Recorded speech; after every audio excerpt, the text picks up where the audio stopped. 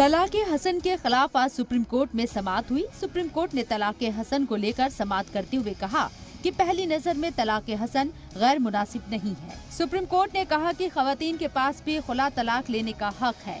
इस अर्जी पर सुप्रीम कोर्ट अगली सुनवाई 29 अगस्त को करेगा।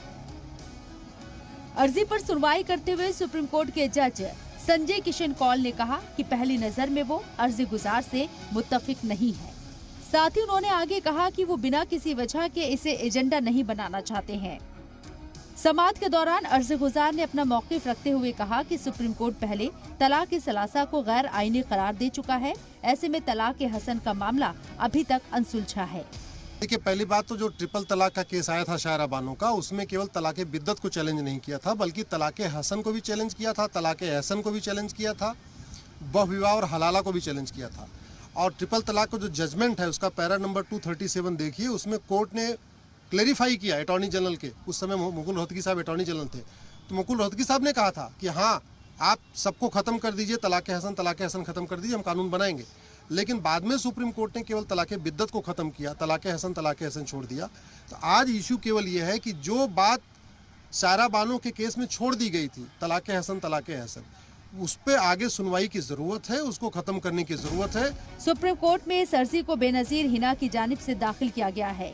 अर्जी गुजार का इल्जाम है कि 19 अप्रैल को उसके शौहर ने पहला तलाक भेजा, जिसके बाद अगले 2 महीने मुसलसल उसे दूसरी और तीसरी बार तलाक दिया गया। अर्जी गुजार ने इसे खवातीन के साथ तफरीक बताते हुए कहा कि खवातीन को ये हक हासिल नहीं है। ये 19, 20 और 23 जून को मेल पे 2 तो आई हैं डाक के जरिए, स्पीड पोस्ट के थ्रू, और एक मेल के थ्रू आया है, जिसमें मेरे पति ने खुद तलाक नहीं दिया है, दूसरे वकील से मुझे तलाक दिलवाया है, और पूरे तलाकनामे पर मेरे हस्बैंड के सिग्नेचर भी नहीं है, और ना मेरे पति के एड्रेस से आया है, ना उनके घर मकान, ना किसी ऑफिस के एड्रेस से आया है। तीसरा शख्स है, उसके एड्रेस से आया है। वो तीसरा शख्स प्रोनाउंस कर रहा है मुझ पे, मेरे पति के बिहाफ पर। बेनजीर हिना का कहना है कि उसके शौहर ने उसे एक तरफा तलाक दे दिया है। हालांकि सुप्रीम कोर्ट ने पूछा है कि क्या इस मामले में हाई कोर्ट में भी सुनवाई चल रही है। 7 दिसंबर 2021 को मैं पति के साथ उन्हीं के घर में थी, अपने ससुराल वाले घर में थी। हम लोगों का लड़ाई झगड़ा हुआ था। उसके बीच में मेरे पेरेंट्स के घर आ गई। कुछ इस तरीके की उनकी तरफ से बातें कही गई कि नाराज़गी के तहत मैं मेरे पेरेंट्स के घर आ गई। उसके बाद मेरे पति ने सभी तरीके के संवाद मुझसे ख़त्म कर दिए। तो सब तरफ से संवाद ख़त्म कर दिया था, ताकि ये लड़की कैसे भी एक तरफा था, क्योंकि तलाक हसन की कंडीशन होती है कि इसमें जो है आपको रिकॉन्साइल करना होता है रिलेशनशिप पहले तलाक के बाद।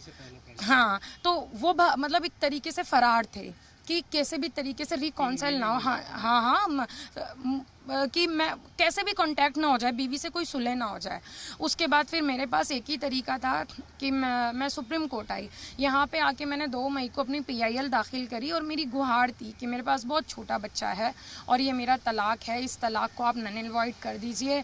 मुस्लिम लॉ बोर्ड में तलाक हसन शादी तोड़ने का एक तरीका है। तलाक हसन में कोई भी मुस्लिम मर्द अपनी बीवी को तलाक दे सकता है। बता दें कि तलाक हसन के मुताबिक 3 माह में 3 बार 3 किस्त में शौहर अपनी अहलिया को तलाक दे सकता है, और इसमें आखिरी बार दिया हुआ तलाक आखिरी तलाक होगा। याद रहे, आखिरी तलाक के बाद अहलिया निकाह से आजाद हो जाएगी। वाज़ेह रहे कि अर्जी गुजार बेनजीर ने अर्जी में एक तरफा तलाक के तरीकों को गैर कानूनी करार देने का मुतालबा किया था, जिसमें अगली समाअत अब पीर को होगी। ब्यूरो रिपोर्ट, जी मीडिया।